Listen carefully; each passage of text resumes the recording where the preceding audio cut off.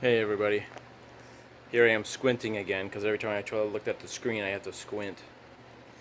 So, I'm in kind of a pissed off mood right now. And maybe that's not the best time to do a video. But you know what?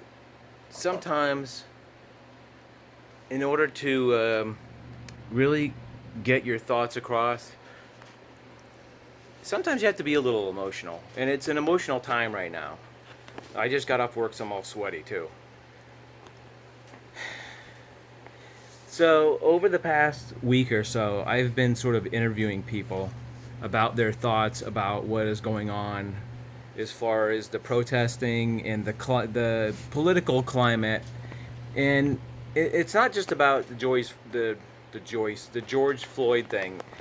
It's just about it's about the perception and the climate right now of things, because when you publicize something like the George Floyd thing, it sort of puts out the message that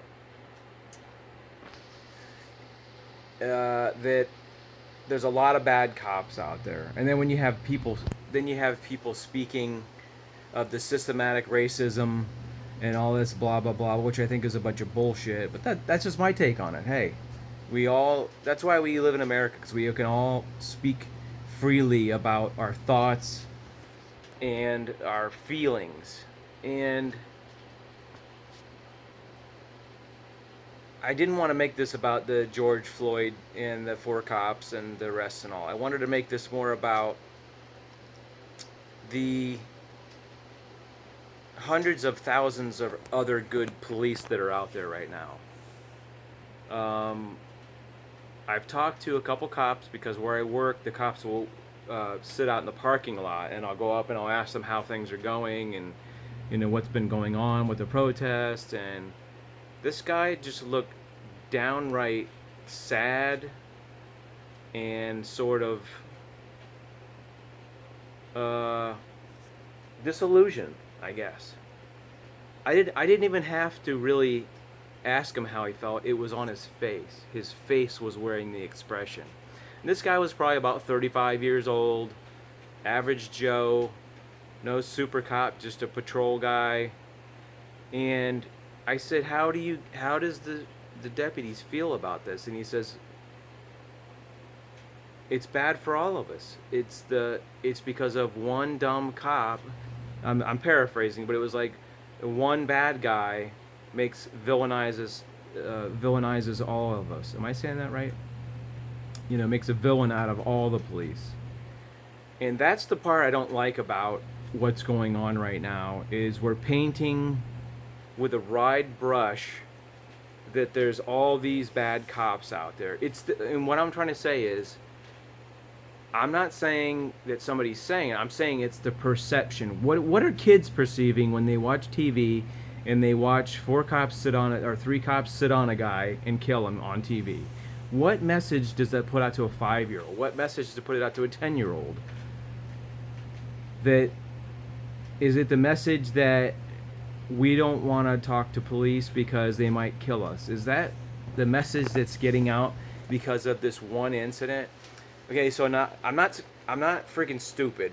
I'm trying not to cuss here, but I know there's been many incidences of police brutality over the years. I'm not blind, okay? I watch the news. I have watched the news. I've been around for a long time. I've been around since the Rodney King beating days. And I think what I want you to take from what I'm saying is that don't pigeonhole all the cops.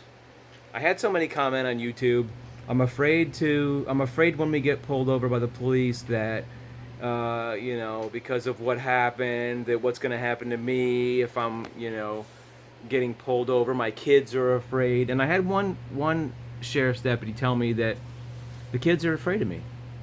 The kids are afraid of me. It was a Latino guy. It wasn't a white guy. And I don't know if you want to call all Latinos white guys too, but he said it's just, it feels wrong how we're like putting all the onus on these police officers.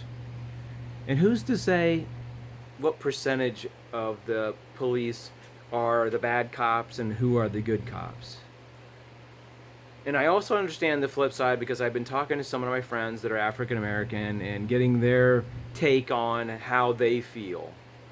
And one girl that I know was pulled over by a cop because they were reckless driving. That's what she said. I mean, I didn't get the complete story, but and he didn't pull over right away, and they were stopped and they were held at gunpoint. What I tried to explain to her is that if you're doing a felony stop, that's what the training is instructing you to do, is to pull somebody over at gunpoint, and the other cop is supposed to give the directions and have the person driving walk backwards and put the handcuffs. And you might have seen it on Cops, Live PD. It's all on television. Go to YouTube, watch all this stuff. You can see all these training videos. I might put a couple videos that I've kind of watched about police training on my Facebook page. It's John Swift Live. If you want to just search it, John Swift Live. And if you're wondering why cops do what they do and why their training is what they do, it's all on YouTube, folks. All the training videos that you need to know. If you're curious, and that's the one thing I was talking to this girl about, is she's like, well, why did they pull out me out at gunpoint when I wasn't even driving and I'm like a 110-pound girl? Well, it's because of training. And there's reasons why they do this. Despite we think that there's no logic behind it, and cops don't know who you are when they pull you over. They don't know if you've been arrested 25 times for drug trafficking and violent crimes and assault, or they don't know if you've never been in. Generally speaking, I'm saying they can run your tag, they can run the driver's tag. If it's the driver driving, they can have an idea. If they have a record, they don't have a record. And what this all boils down to is the cops are hurting right now too, okay? The good cops. Screw the bad cops, okay? The good cops are hurting right now too because they feel like everybody's crapping on them because of these idiots in Minneapolis who have done this horrible thing and killed this guy. And what I would like you to think about doing is just next time you see a cop, tell them that you appreciate them. Because they're the ones that are out there saving lives, okay? Who do you call when you're afraid there's somebody burglarizing your home? Who do you call when there's somebody chasing you in a car? Who do you call when somebody's hurt? Or who responds to when somebody's hurt? A lot of times it's the police and the fire department and all that. Who do we count on to keep us safe from crazy people and violent people and criminals? It's these guys that are out there on the front lines that are risking their lives, and they have families that they have to come home to. These guys have chosen a really difficult fucking job, okay? Their job is very difficult. What do? We go to work and we sell things, and we go to offices and we do paperwork, and we work in a store, or we manufacture stuff. That's chicken shit, dude, compared to what these guys have to face every day. They have to face possibly not going home to work because somebody's going to shoot them in the face because they didn't know they had a gun. So try to be more empathetic toward the police in general, because more often than not, the cops that you're in contact with are the good guys, and they're here to help us and save us. And it's complete bullshit that everybody has this attitude that the cops are bad and the cops are killing systematically. They're all systematically racist, and they all do this. It's bullshit, okay? There's a small percentage of cops out there that are doing these bad things, so don't punish all the cops, because there's the ones that are going to keep you safe. Hopefully that rings a bell and wakes people up to what is going on right now, because they're the only ones to keep us from the bad people.